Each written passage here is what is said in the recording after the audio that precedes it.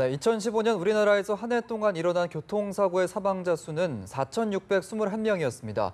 이 가운데 보행 중 사망자가 1,795명으로 39%를 차지해 보행자의 안전관리가 시급한 상황인데요. 네, 어제 정부가 보행자 종합안전대책을 내놨습니다. 사회부 이재동 기자와 함께 관련 얘기 나눠보겠습니다. 어서 오십시오. 안녕하세요. 어서 오십시오. 네, 정부가 보행안전 종합대책을 내놨다는 건 그만큼 우리나라의 보행자 안전이 좀 심각한 위협을 받고 있는 거 아닌가 이렇게 봐야 될까요? 네, 그렇습니다. 먼저 관련 수치를 보고 얘기를 나눠야 할 것 같은데요.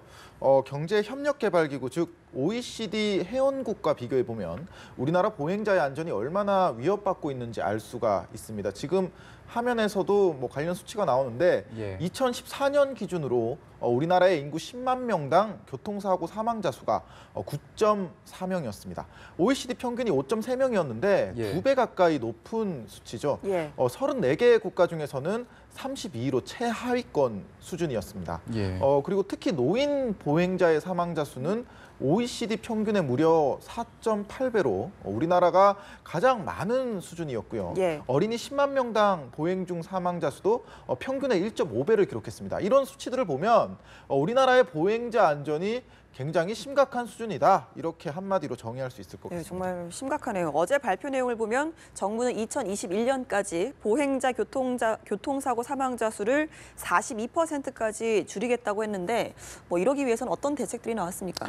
네, 여러 가지 대책들을 내놓았는데요. 대표적인 것을 하나씩 살펴볼까요? 우선 30구역 지정제도라는 것이 있습니다. 30구역, 그러니까 시속 30km를 제한하겠다는 건데요.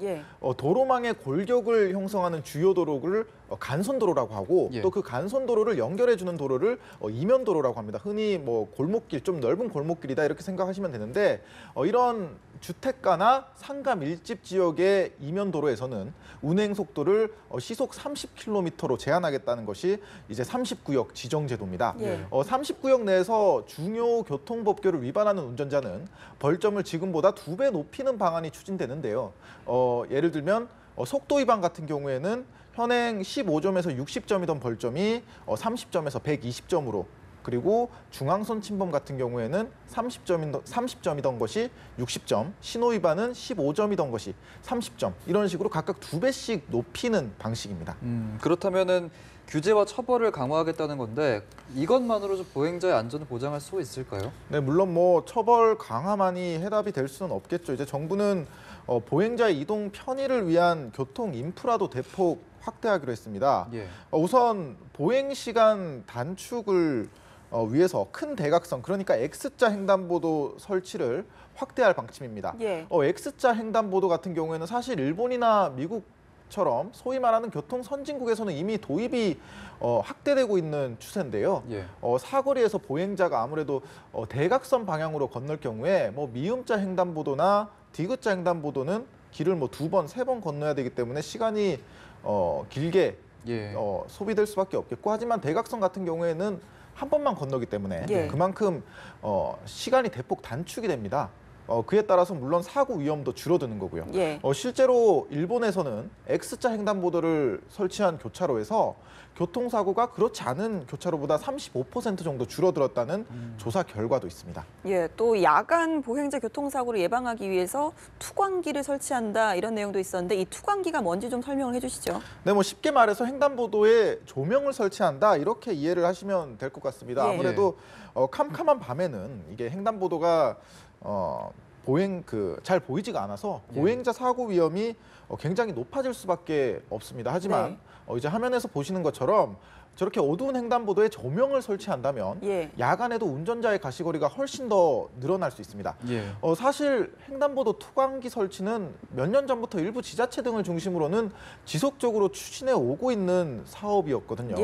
결국 문제는 예산입니다. 정부는 이 같은 투광기 사업이라든지 또 농어촌 지역의 안전 펜스나 보도를 설치하는 예산을 앞으로 적극 늘려가겠다는 방침입니다. 이 밖에도 어린이나 노인 같은 교통 약자의 보행 안전 개선 대책은 좀 어떤 게 있을까요? 네, 우선 어린이 노인 보호 구역에는요, 불법 주정차 방지를 위한 단속용 CCTV 설치를 확대하겠다는 방침입니다.